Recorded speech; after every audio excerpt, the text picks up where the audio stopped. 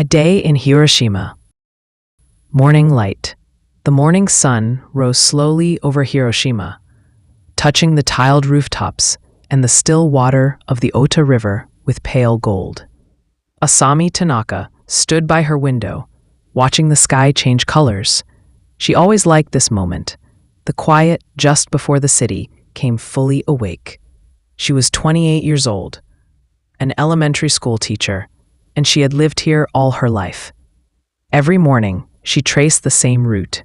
She walked from her little apartment, past the Peace Memorial Park, across the Motoyasu Bridge, and down the narrow street that led to her school. Today was August 6th, and like every year, it was a day of remembrance. She picked up a small bouquet of white lilies she had bought the night before. It was still early, but she knew the park would already be filled with people carrying flowers and prayers. She stepped into her shoes, took a deep breath, and locked the door behind her. A Peace Memorial Park. When she reached the park, the cicadas were singing in the trees. People moved quietly along the pathways, families, elderly couples, students wearing crisp uniforms. Everyone carried flowers. Everyone was remembering. She paused in front of the atomic bomb dome. The ruined building stood as it always did, skeletal against the sky, a reminder of what had happened at 8:15 a.m. in 1945. Even though she had seen it 1,000 times, the sight still made her chest tighten. Asami set her lilies down beside the other bouquets.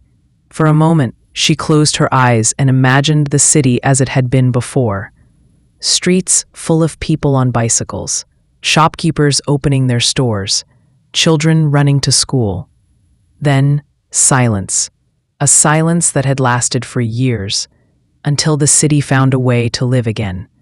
When she opened her eyes, she felt tears on her cheeks. She brushed them away and turned toward the river, where hundreds of paper lanterns floated in the water. Each year. Tonight, she would come back to set one afloat herself. A morning class. By 8 o'clock, she was at the school. The building was modern and bright, with wide windows that let in the sunshine. Her students were already at their desks, chattering softly. "Good morning," she said as she entered the classroom. "Good morning, Sensei," they chorused. Today, they would have a special lesson. Every year, Asami told them the story of Sadako Sasaki, the young girl who had folded 1,000 paper cranes while she was sick from radiation sickness. Asami held up a folded crane, its wings neatly creased. "Does anyone remember what the crane means?" she asked. A boy in the front row raised his hand. "It means peace." She nodded. "Yes. It means peace and hope." Together, they folded more cranes. Small hands worked carefully, creasing the paper just right. Asami moved between the rows, helping where needed. Outside, the city hummed with the life that had returned over decades. Cars on the bridge, shopkeepers lifting their shutters, tourists taking photographs.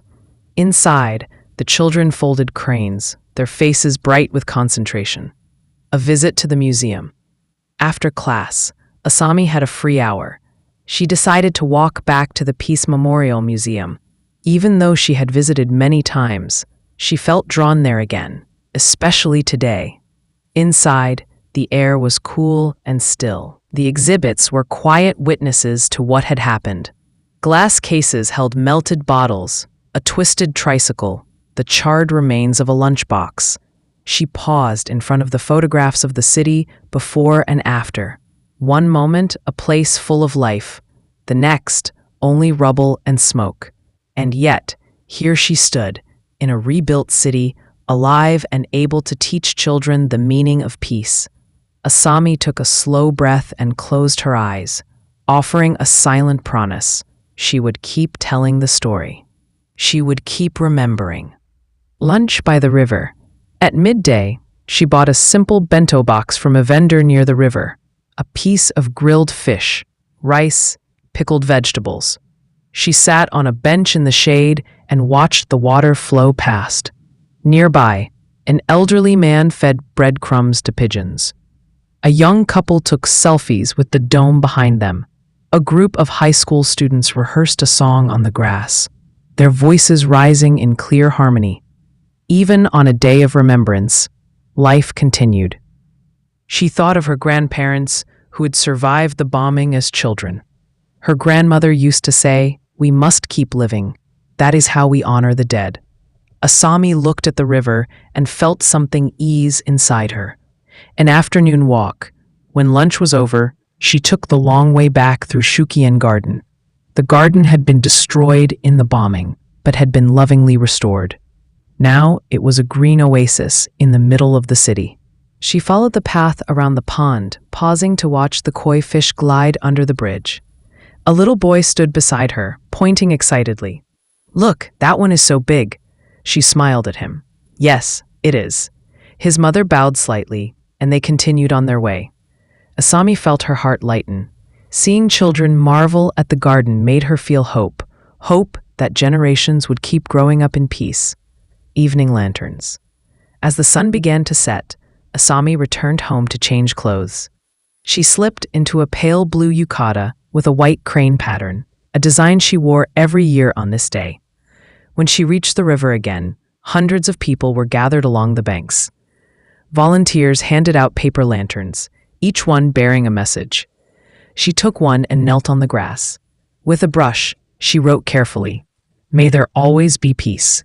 Then she carried her lantern to the water. Her hands trembled slightly as she set it afloat. The candle inside flickered to life, casting a soft glow. She watched it drift away among hundreds of others, tiny lights gliding over the dark current. A hush fell over the crowd. In that moment, the city felt unified by something larger than grief, something like grace. Nightfall. Asami walked home under the stars. The lanterns were still drifting out to sea. At her door, she paused to look back one more time. She thought of the cranes folded in her classroom, of the lilies she had left by the dome, of the little boy pointing at the fish. Hiroshima was a place of sadness, yes, but also of beauty, resilience, and the quiet determination to keep living. Inside her apartment, she set the folded crane on her windowsill. The paper wings glowed faintly in the moonlight. Tomorrow, she would teach again. She would walk past the dome again. She would remember, and she would keep hoping. Because that was what Hiroshima had taught her. That no matter what happens, there is always another sunrise, another day, and another chance for peace. Chapter 9. The Memory of Grandmother. When Asami awoke the next morning, the lanterns were still on her mind. She made tea and sat by the window, watching the light return to the city. Her grandmother had always said the mornings in Hiroshima were the most precious. "Every sunrise is a gift," she would whisper, as she swept the walkway outside her little wooden house. "Remember to be thankful." Asami closed her eyes and imagined her grandmother's hands, knotted with age, but still gentle. She thought of the old stories she used to hear as a child. The morning of the bomb was bright and ordinary. Grandmother was playing in the yard. Then there was a light brighter than the sun. Everything else disappeared. For years, her grandmother hadn't spoken about that day. Only in her final years had she begun to share the memories with Asami, slowly, as if the words themselves were fragile. "I remember holding my little brother's hand," she had said once. "I don't remember letting go." Asami breathed in the steam from her tea. She felt those words still, a quiet ache inside her heart. She picked up the paper crane on the windowsill and set it on the table beside her cup. "I will keep telling your story," she promised silently. Chapter 10. Visitors from Afar. Later that morning, Asami decided to visit the Peace Memorial Museum again, this time as a volunteer guide. On the anniversary of the bombing, many foreign visitors came to learn, to pay respect, or simply to understand. At the entrance, she greeted a group of Americans, 2 older women, a teenage boy, and a young woman holding a camera. "Welcome," Asami said in English. Would you like help with the exhibits? The older woman smiled gratefully. Yes, please. We've come from California. The young woman lifted her camera shyly. Is it all right to take pictures? Of course, Asami said gently. Many people do. They moved slowly through the displays. Asami watched the boy's face as he read about the morning of August 6th. His eyes grew wide, and he looked up at her. Were your grandparents here? He asked softly. Yes, she said. My grandmother survived.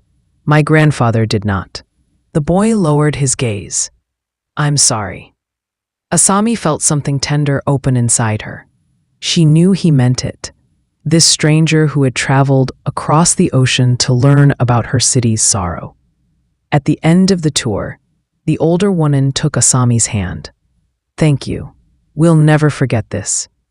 Asami bowed deeply. Thank you for coming. When they left, she stood alone by the glass case holding the melted tricycle. She watched her own reflection blurred in the glass and thought how the past and present were always layered together in Hiroshima. Chapter 11. The Teacher's Promise. By afternoon, she was back at school. The students were making posters for Peace Day. Bright markers lay scattered across the tables. On every sheet of paper, the same words appeared in large, careful letters. No more war. Asami walked between the desks, reading the children's messages. One girl, Emi, looked up and asked, Sensei, will there ever be another war like that? The classroom fell quiet. Asami knelt beside her. I don't know, Emi. I hope not. That's why we remember. Even if it makes us sad? The girl whispered. Yes, Asami said. Even then. She smoothed the girl's hair gently. Because remembering is how we keep peace alive, she thought. At dismissal, the children bowed and left in pairs. Asami stood alone in the doorway, listening to their laughter echo down the hall. Chapter 12. A Letter from the Past. Back home, Asami opened a wooden box she kept in her closet. Inside lay old photographs, a string of beads, and a bundle of letters tied with faded ribbon. She untied the ribbon and unfolded a page written in neat, slanting script, her grandmother's handwriting. My dearest Asami, if you are reading this, it means I am gone. But I want you to remember, you were born in a city that once burned to the ground, and you are proof that life grows again. Never forget how precious your days are. Asami felt tears slip down her cheeks. She folded the letter carefully and placed it back in the box. I haven't forgotten, she thought, and I never will. Chapter 13. The Lantern Ceremony. That evening, she returned to the river, as she had every August 6th since she was a child. Thousands of lanterns glowed on the water, drifting silently under the Motoyasu Bridge. The air was warm, scented with incense and summer flowers. She knelt beside an elderly man arranging candles inside a paper lantern. He looked up and nodded. You came again? Yes, she said softly. Every year. Good, he said. The young people must remember. They lit their candles together. For a moment, neither spoke. Then Asami stood and carried her lantern to the river's edge. She set it gently into the current and watched it glide among the others. All around her, voices murmured prayers. Some people cried openly. Others stood silent, their hands clasped. Above, the stars appeared one by one. Asami felt something unspoken pass between them all, a shared understanding that the past could not be changed, but the future could be chosen. Chapter 14. Reflections. Later that night, she walked home slowly. The city looked different in the darkness. The shops were closed, and the lanterns were just specks of light far down the river. But the dome still stood, outlined against the sky. She paused on the bridge to look back. In that moment, she felt her grandmother beside her, the memory so clear it felt almost real. We must keep living, her grandmother's voice whispered. We must keep remembering. Asami closed her eyes, breathed in the warm summer air, and felt her sorrow and hope mingling together. She knew she would return again next year, and the year after that. Chapter 15. The Teacher's Journal. She took out the leather-bound journal where she recorded her thoughts each peace day. By the light of a single lamp, she wrote, "Today, I watched the river carry 1,000 prayers. I saw children folding cranes. I met strangers who came to understand. And I remembered my grandmother's hands. We are not so far from the past. It lives here still, in the hearts of all of us who promise never to forget." She closed the journal and set it beside her pillow. Outside, the cicadas sang into the darkness. Chapter 16. A New Day. The next morning, the sky was clear and blue again. She dressed and stepped out onto her small balcony. The city looked so ordinary: rooftops, shop signs, bicycles lined up in neat rows. Nothing about it hinted at the destruction it had once known. Asami thought, "This is the miracle, that life returned." She went inside, picked up her bag, and headed for the door. Today she would teach her students how to fold cranes again. She would tell them the story of hope that lived in their city's heart, and tomorrow she would wake again, grateful for another sunrise.